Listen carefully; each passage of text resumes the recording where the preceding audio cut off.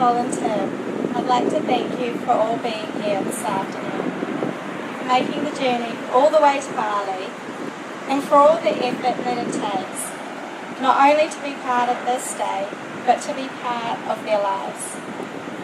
Nicole and Tim have invited you to this beautiful place to show you a glimpse of an important piece of their life, to share with you their love of travel, new cultures, delicious food, hard work, and most importantly, family and friends. They've done a lot of exploring like this over the last 11 years, adventuring to over 50 different countries, learning, growing, and becoming stronger together.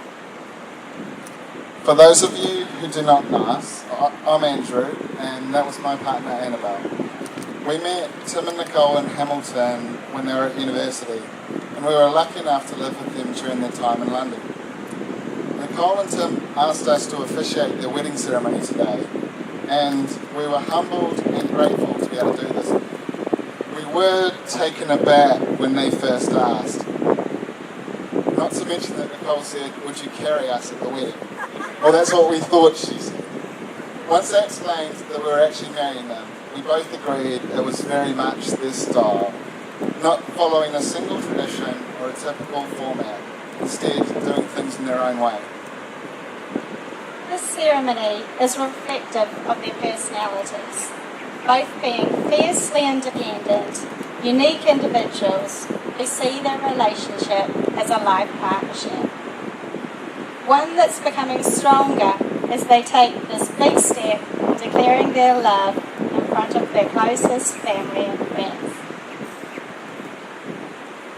If you ask couples who have a strong and abiding love what they like most about their partners, many will say that when they are with that person, they don't have to pretend to be anything other than what they are. They're able to express themselves without fear of being judged or rejected. There is room in the relationship for both of them to be unique individuals. They're free to surrender to the vulnerability of true intimacy and to be known and loved unconditionally. Nicole and Tim would like to borrow an Irish tradition of a ring-warming ceremony. As we continue with the ceremony, we would like to invite everyone to pass the wedding rings between each other and warm them with their wishes, positive vibes, and loving energies. Their rings will be forever warmed. Nicole and Tim made these rings together, so a lot of hard work, blisters, and love have already gone into them. A special thanks to Lou for the ring workshops. So Michaela and Harry will hand the rings to the first guests over here, and they're to be passed around everyone before we get to the idea.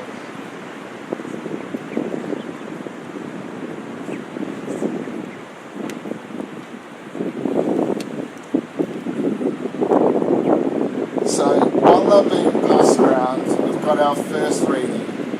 I'd like to invite Mike to come forward. Mark is one of Tim's oldest friends and is going to share a reading that he found after days of searching Reddit. He's adapted this reading today for Tim and Nicole.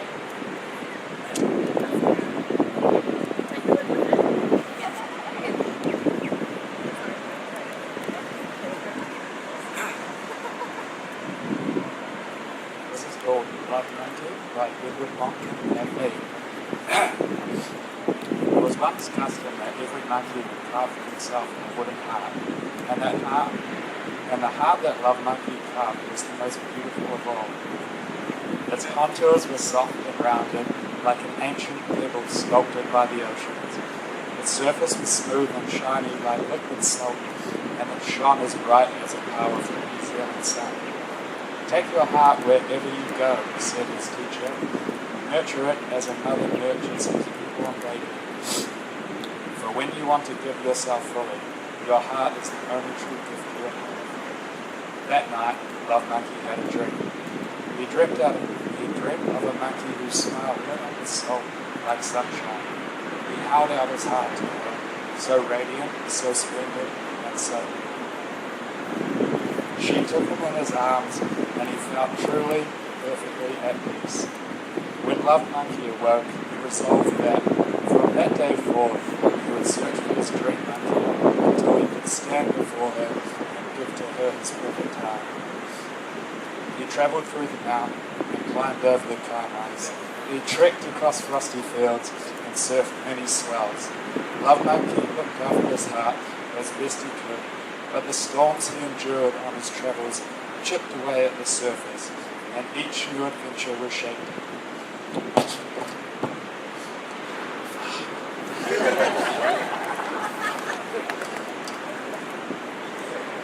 By the time he arrived at Lake Uluwatu, his heart was so changed by the routine of time that it barely resembled his old heart at all.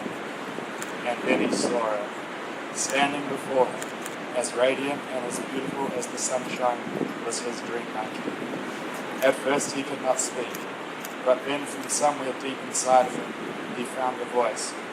"I have travelled all New Zealand to find you and to give you my heart," he said.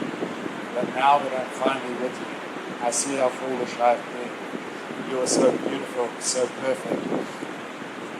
And my heart that was once smooth, so bright and so new, is now something that I couldn't even bring myself to show you." And he turned to go. "Let me see it," said Dream Monkey. She took his heart and held it to the light. "Nothing to me is more beautiful. Every fissure tells a story. Every blemish makes you more real. All my life I have been waiting for a heart like this, a heart that speaks the truth. Come here," she said. "I have something for you too." In her hand was a golden heart. It was as warm and as scratched as Love Monkey's own, and it was the most precious thing that he had ever seen.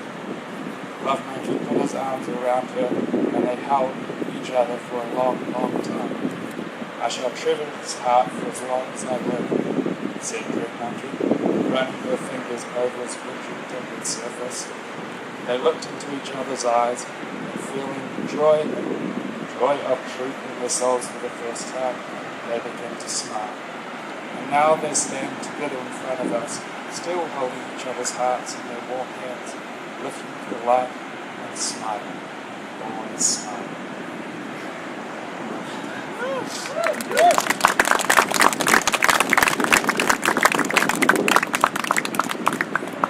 When Nicole attended Katie and Sam's wedding back in February 2014, they'd chosen a reading by A.A. Milne, the author of One Eating Food, that resonated with Nicole over the years. We'd like to ask Katie to come up and get the same reading today.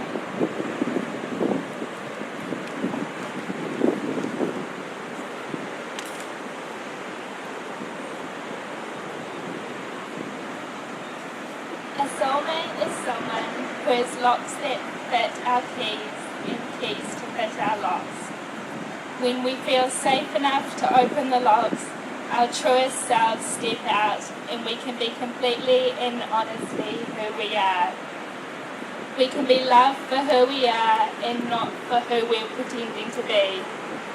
Each unveils the best part of the other. No matter what else goes wrong around us, with that one person, we're safe in our own paradise.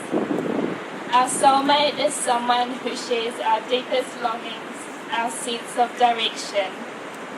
When we're two balloons and together our direction is up, chances are we've found the right person. Our soulmate is the one who makes life come to life.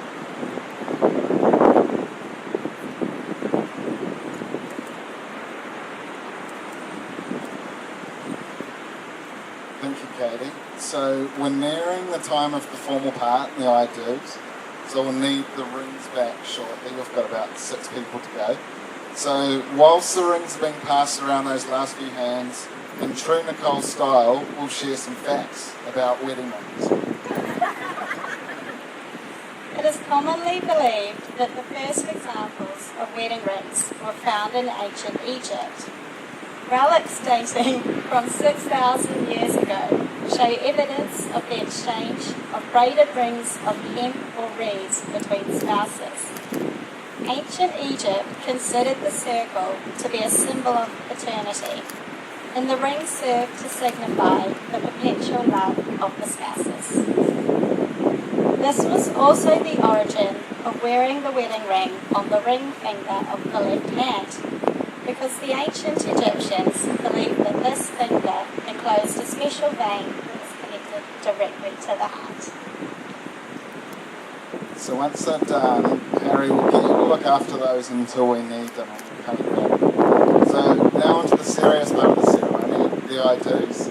Nicole and Tim, would you like to face each other? So first of all, Tim, repeat after me. I take you, Nicole, to be my wife. I take you, Nicole, to be my wife. I promise to be true to you in good times and in bad. I promise to be true to you in good times and in bad. In sickness and in health. In sickness and in health. I will love you and honour you for all my days.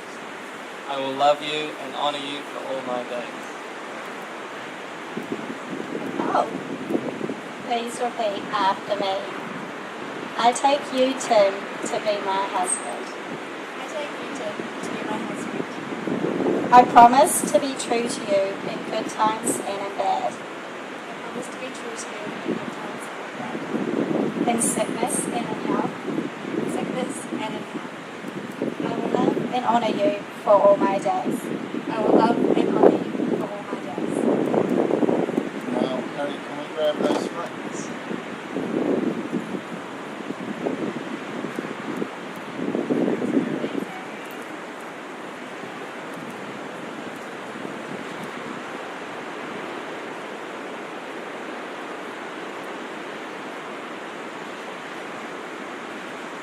Tim, please place this ring on Nicole's finger as a visible sign of your commitment and love for each other. I'll just wind that back. I kind of jumped it. Sorry. Tim, do you take Nicole to be your unlawfully wedded wife? I'm going to do this part first. Sorry. I do. Tim, please place this ring on Nicole's finger as a visible sign of your commitment and love to each other.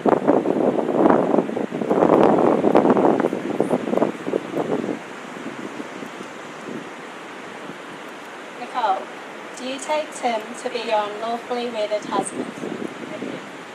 Nicole, please place this ring on Tim's finger.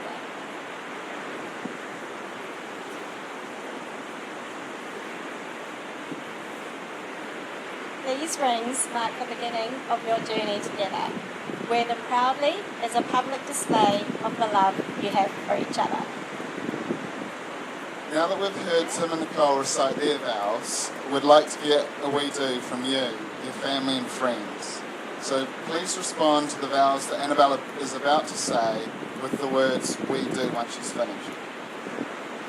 Do you promise from this day forward to encourage them and to love them, to give them your guidance and to support them in being true in the promises they have made? It is an honour for us to say, we now pronounce you Mr. and Mrs. Armstrong. You may kiss the bride.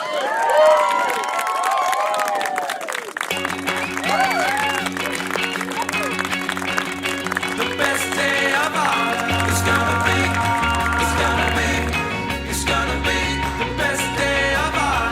It's gonna be, it's gonna be, it's gonna be the best day of all. It's gonna be, it's gonna be, it's gonna be the best day of all.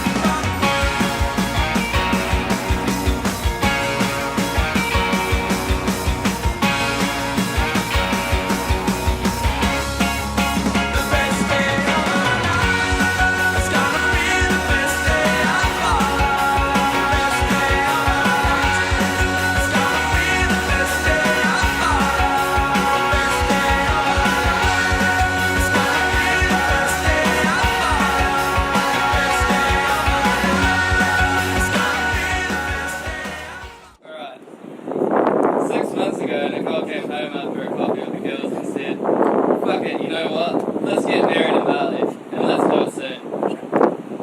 I've always been a bit sceptical of big flashy weddings, but when Nicole sets her mind to something, there's no point in trying to stop her. So here we are.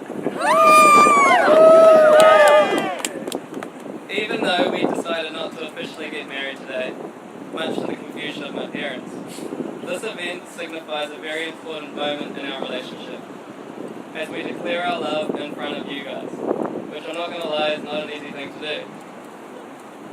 For me, today is special because it marks our intent to be true to one another no matter what, and to celebrate the fact that we aren't sick of each other after all of these years. That's got to be worth something celebrating about. Just don't celebrate too hard, we won't have to pop that. I asked Nicole to marry me over 2 years ago in Italy. We were staying in a village in Bovigna with her parents Ashley and Roseanne.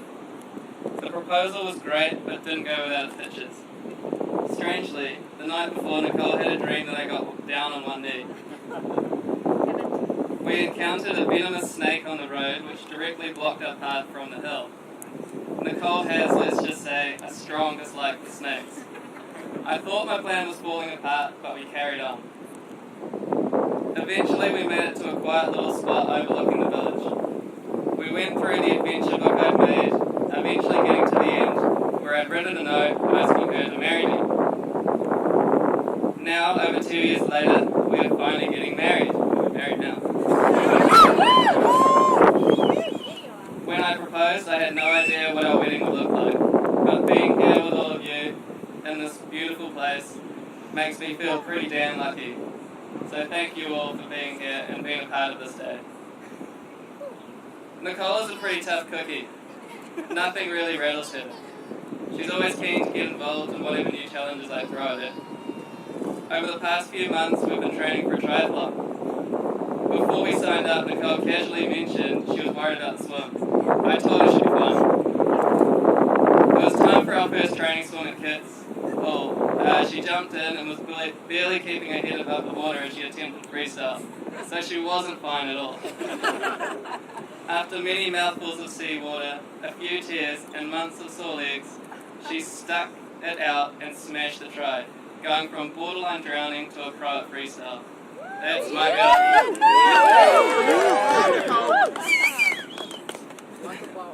Me and Nicole grew up in, let's just say, much different environments. She didn't get any handouts, I got a Subaru Legacy. I'm thankful for the opportunities and advice my parents have given me over the years. Dad has always been a bit of a hard ass, pushing us kids and expecting nothing but the best from us.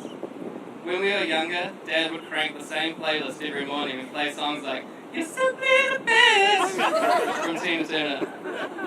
He would play it especially loud if Matt was hungover. I used to think this was kind of annoying, but now that I reflect on it, it's pretty bloody funny, and I'll definitely do the same to our kids. Or our cats, not sure yet. My mum is nothing but a saint. I have no idea how she kept her cool after having 4 crazy Armstrong babies. My parents have pretty different views on some things, but have taught me relationships are about sacrifice and hard work. They ran a pretty tight ship, got 3 out of 4 kids through uni, and took some big financial risks which paid off, setting them up so they could live life by their own rules, and by a shitload of Subarus. When I first went to Nicole's parents' place in Morrinsville, I was pretty scared. I was greeted by a huge black Rottweiler and a huge white dude with a mustache and a ponytail. I thought this timid little mountain boy wouldn't stand a chance. But when I got to know Nicole's parents, they were nothing but lovely. From day one, Roseanne opened her home and made me feel like that I was a part of their family. And when I saw Ashley's obsession for good speakers and marijuana, I knew we'd get along just fine. I really appreciate all the advice, great chats, and wonderful home-cooked meals we've had over the years, so thank you, Roseanne and Ashley. What I love about both sides of the family is they live pretty different lives but share a lot of the same values. They've both stuck together through good and bad times. Both have taken very big risks starting their own businesses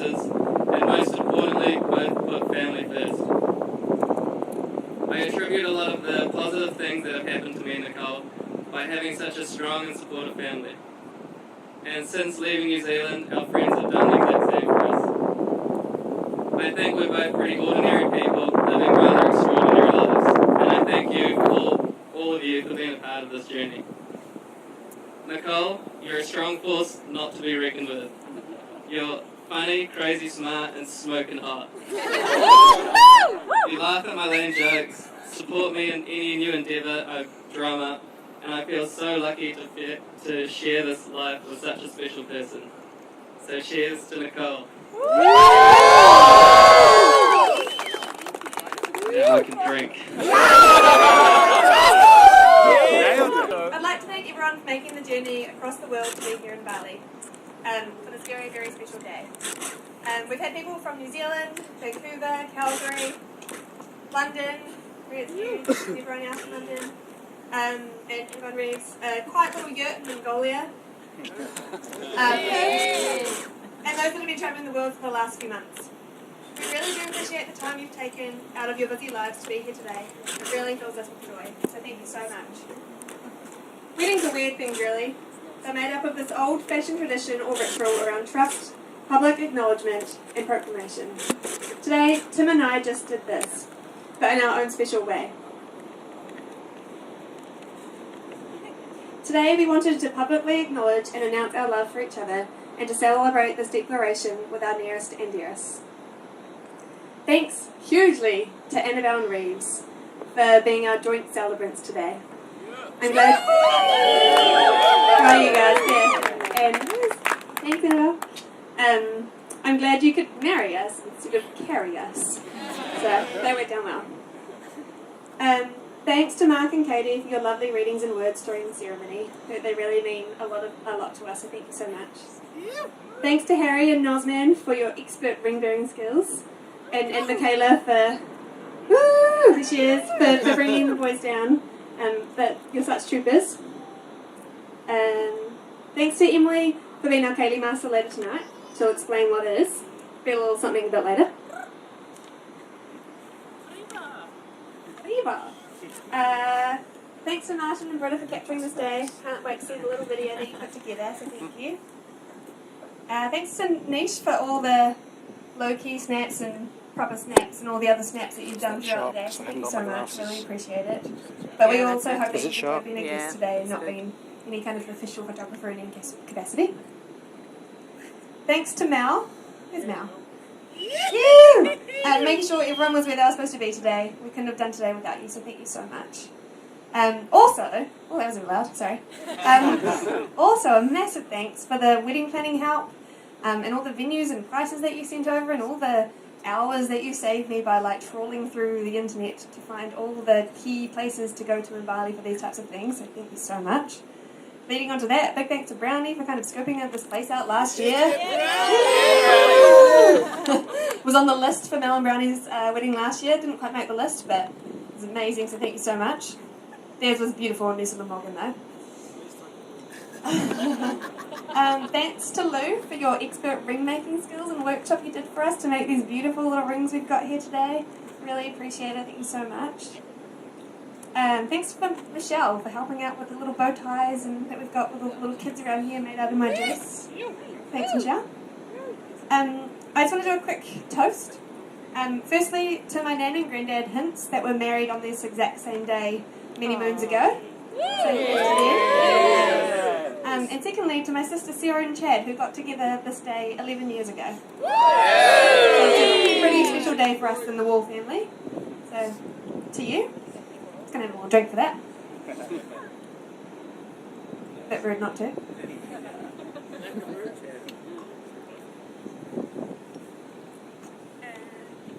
Thanks to everyone who bought a bottle of alcohol for today and for the cocktail hour and all the extra drinks and everything. Thanks to my sister for the hair and makeup today. To Jessica and the staff here at the villas, thank you so much. Yeah, you've made this such a smooth, beautiful, lovely, amazing ceremony and venue, so thank you so much. Like I said earlier, it does take a village to put this day on. And second to last thank yous are to Marion and Paul and Ashley and Roseanne and our lovely siblings that we've got here. We couldn't have asked for better role models in our lives. So thanks for all the patience, lots of patience, advice and all your love and care that we've had over the years. But lastly, the biggest thanks goes to Tim. Stop it. My speech ain't going to comp out your speech by any means. But you're my best friend, my soulmate, and my partner in crime. Life wouldn't be the same over the last 11 years if I didn't have you by my side every step of the way. I love you so much.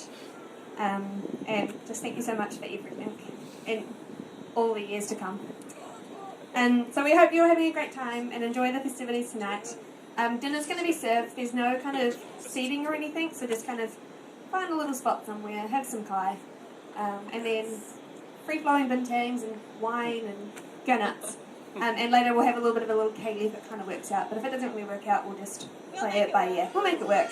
Yeah, thank you so much, everyone.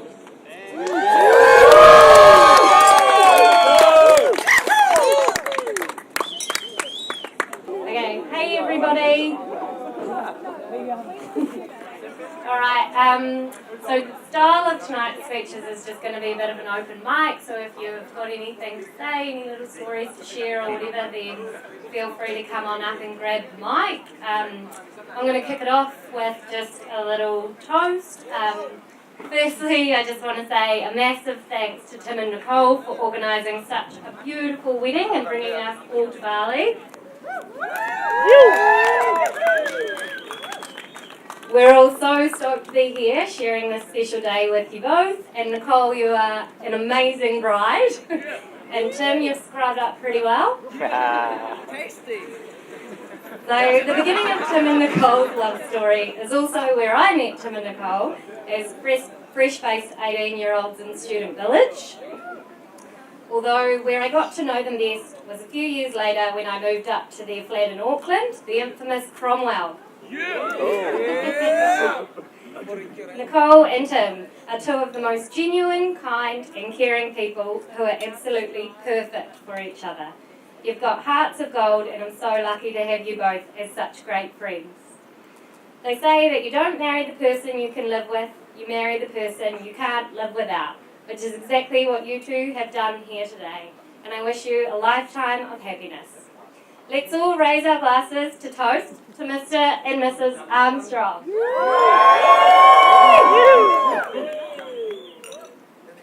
And now I know that Nicole's dad Ashley has something to say, so I'll pass it on to him.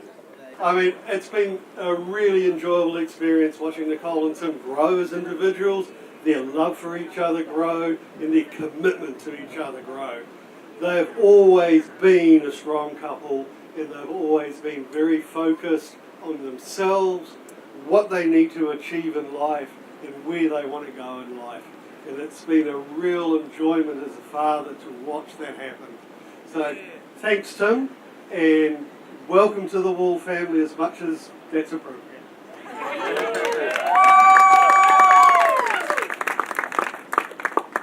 Right, marriage is an interesting commitment to life. You know, you start off wanting to know the person, you want to live with them and experience a life with them, and that takes a real commitment and it takes some effort. And there's a few things that you've got to do along the way in order to be able to make sure that happens. One is listen. You really need to listen to your partner. Often they're right, unfortunately. And the other thing you've got to do is believe in your values, because servitude is not the way of any relationship. You know, there comes a point in time when you've got to stand up and say what you want to say and be heard. But, you know, most important is that listen thing. So after 36 years of marriage, I just got to have a little bit of advice about what to do. And, you know, a lot of that involves in the modern world around, you know, date nights and that sort of thing. I mean, how do you keep that spark alive? How do you keep it going? And, you know, how do you drive it forward? So, you know, the concept of the date night is a really neat concept. And a really good way of doing it is, you know, like 1 month it's Nicole's turn to be centre of the, you know, gravity. The other month it's Tim's turn to be centre of the gravity. So I'd just like to sort of talk a little bit about the differences and how those things might sort of pan out. You know, when Tim's sitting there thinking, it's Nicole's turn this month, what do I got to do? You know, how do I make her night the most important night in the world? And there's a range of things you've got to do. And first thing, of course, is consult with her. Because, you know, it's about her. What does she want to do on this night? So, you know, right, you sort that out. It's a, you know, restaurant, it's movies, it's whatever it is, but, you know, it's what she wants to do. And then, you know, as the day arrives, you've got to go, right, okay, I've got to make her the centre of my attention. So, you know, there's a number of steps along that way to make sure that you have a success out of this situation. And, you know, the first one of those, of course, is you've got to be able to say, you look bloody amazing. And, you know, and it's important that you appreciate the effort that she's made to look good for you. And that, unfortunately, comes in a bunch of bullet points. First of all, there's the, oh, wow, you look amazing, you know, introduction. But over the course of the evening, you've also got to be able to break that down into a number of steps and be able to say, you know, your clothes are amazing, you look really good, it accents this part of your personality or whatever. Just be able to build her up and give her some confidence that she's looking really good. Then you've got to be able to say, you know, I love your perfume, and that sort of thing. You know, just be able to build on that sort of momentum as you go through the evening. And a little bit of advice here, guys. Gee, babe, you don't have palms well is not going to cut it. You know, you've got to try a little bit harder than that. And then you've got to sort of be able to say, well, okay, we've got through those ones. So I've got to listen. I've got to listen to her because it's her night. I've got to be attentive. I've got to be able to make sure that I'm focusing on her and, you know, let her pour out what's important to her. And once again, guys, bit of advice, it's not about solving the problems then. It's about listening. I mean, we love solving problems as males. But it's about listening and just letting her have her say and just letting it flow over you. There's plenty of time later on to work out and talk to her about how to deal with the bitch at work or the awkward client and that sort of thing. It's just about letting it flow on the evening. And, you know, and as you go through the evening, as these things sort of develop and one thing another, you know, you'll get to the point where you go, right, hey, we've had a really good night here, and I've done all the things that I need. This list of stuff I've got to tick off. I've got to make sure I've done this, I've done that. It's all nicely sort of ticked off, and you know, we've got there. And if you've done it well, you might get a bit of a reward. Now, when it comes to the next month, you know, it's Tim's turn to be the focus of attention. And, you know, us males got a slightly different sort of order of pecking and one thing and another. We just sort of go, rightio, what's the most important thing to us? Well, I'll tell you, turn up naked. For bonus points, bring honest brew beer.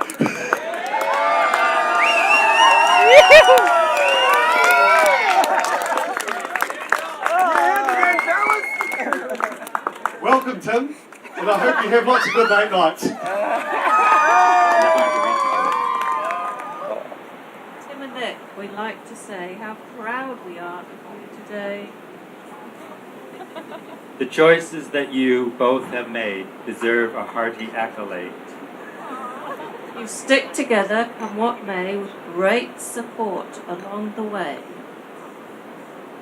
We admire your spirit to explore islands, mountains, ocean shores. You studied hard in Detron, and those degrees have made you strong. Your talents open many a door to opportunities galore. We think you are both shrewd indeed to save and share with those in need. You offered shelter, room and board. Homeless family are not ignored. Your fitness levels we admire and to which we do aspire. You have both become triathletes, which certainly is no mean feat. We couldn't catch you on a bike or on a run or on a hike. You both have sisu, that's for sure, true grit, determination, and more. We think you are a loving pair with a special attribute to care. Your love is pure, your hearts are strong. It seems together you belong. We think you are both meant to be together for eternity. Because you are a loyal team, encouraging each other's dream. So today we wish you all the best for marriage and a loving nest. Raise your glasses. We'd like to toast the bride and groom, a love that reaches to the moon.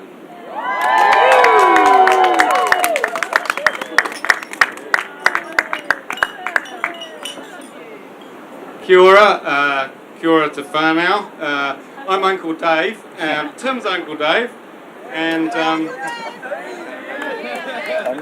I'd like to tell a story that goes back a few years when Melinda and I were in our 20s, and young Tim and Matt were little guys, and Marion and Paul had a place in Dinsdale in the Tron, and Melinda was working in Tokarua, which was cool, and I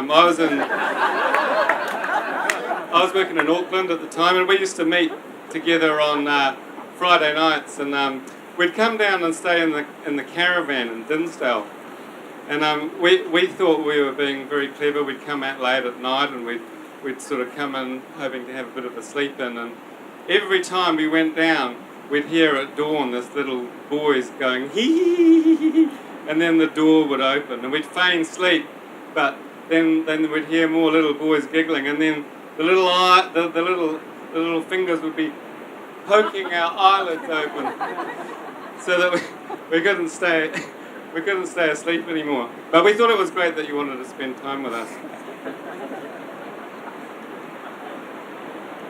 Anyway, the point of the story for Tim and Nicole is from Melinda and I, we know where you're sleeping tonight.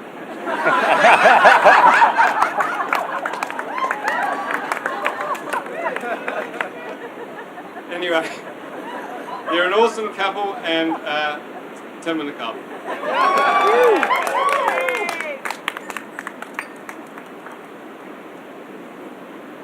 Matthew? Alright. So, There we go. there's a lot of good things I can say about Nicole. But there's only a couple of good things I can say about Tim. So, Nicole. Tim's punching, obviously. Everyone knows that. You're loyal, honest. Everyone here. By the way, guys, I just want to say, this is the most beautiful crowd I've seen at a wedding ever. / it's my first wedding. And I've got a microphone, you shouldn't have given it to me.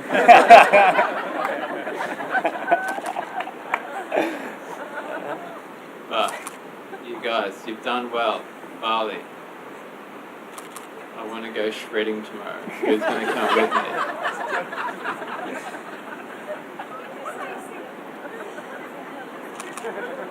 And Tim, I'd like to bring you up here to come with me to share the microphone, because we're going to do a little song together.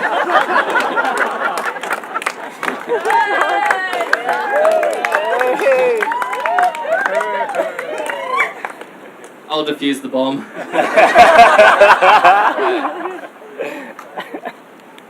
it's all yours. Alright, I'm the older brother in this relationship, so let's all have a very good time and stop fucking blabbing on and have some drinks. Alright? Hello. I'm not as drunk as Matt, so this should go good. Saying that, I wrote this speech about 3 hours ago when I was pretty pissed, and I haven't proofread it, so let's give it a go.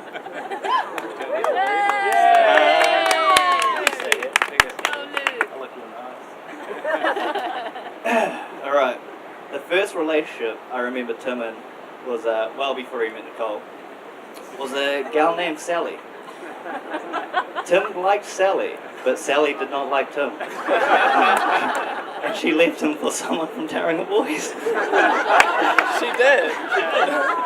Now what's the moral of the story? There is none. There's absolutely no moral. But thank God she left him, because he met Nicole. And, okay, now I'll get serious for a second. So, now, as the youngest member of the Armstrong family, I've had the advantage of looking up to my older siblings.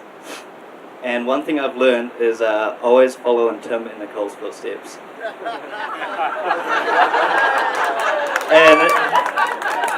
But never in Matt or Emma's. For the love of God.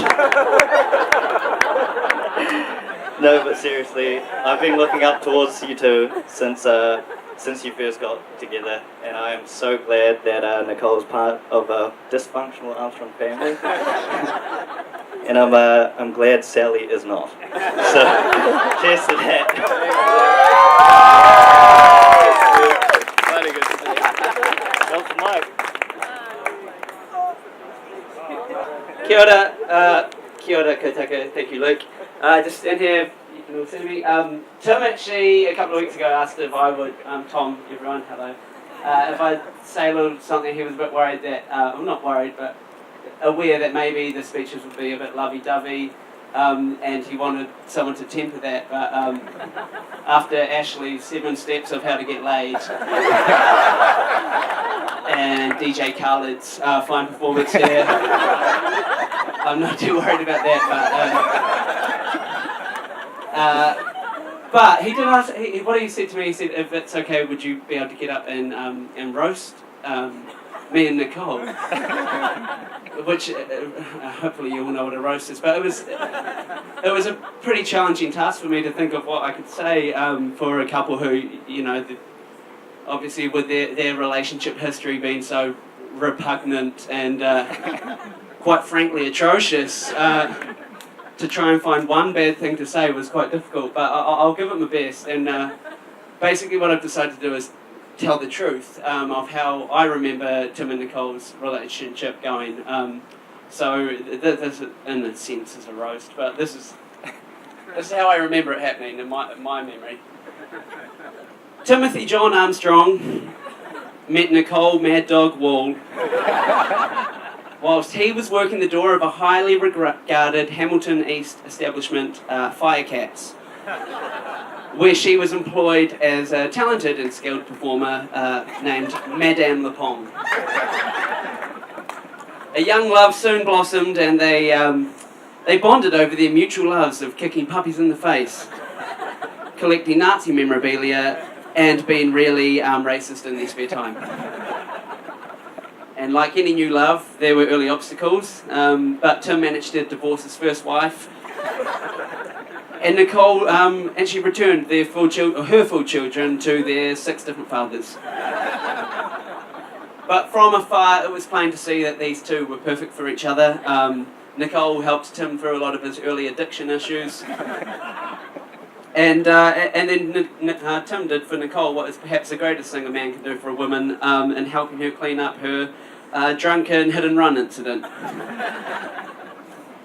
But with those troubles behind them, they moved to London, where Nicole could finally follow her dream of being an illegal street fighter whose victims tended to be the children and elderly.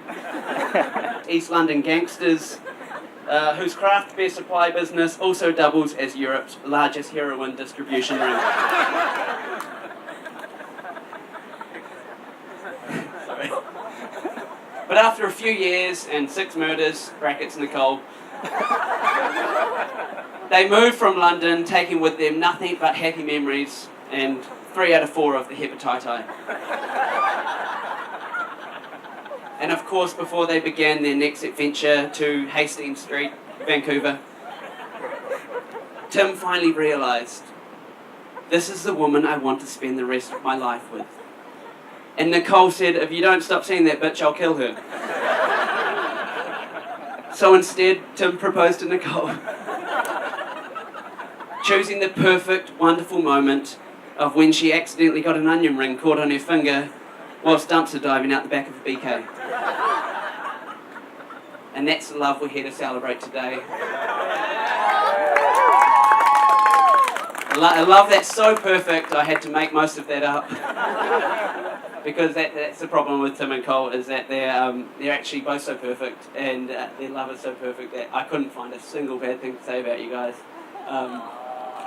So congratulations, and we're all very lucky to be here because you're not just a perfect couple. We both all knew it before you guys got together, that you're all perfect people too. And we've seen it why. We come from perfect families. So congratulations, and thank you for having us in this absolutely terrible shithole.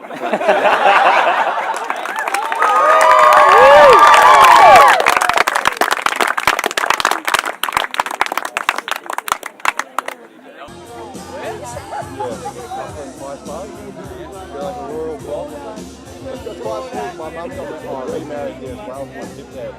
We've got like a 120-year-old villa that's redone up. So, yeah,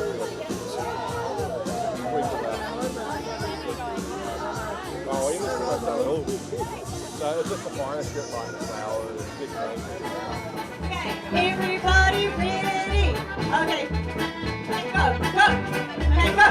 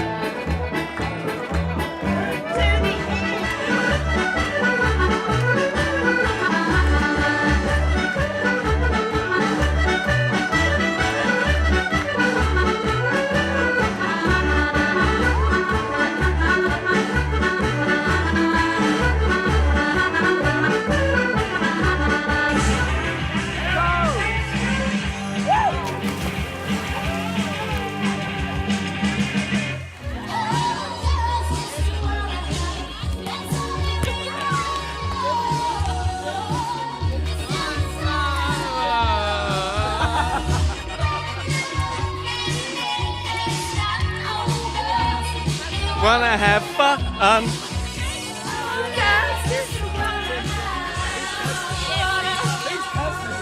Wanna have fun. Girls. Wanna have Fun. Fun. Wanna have fun. Fun.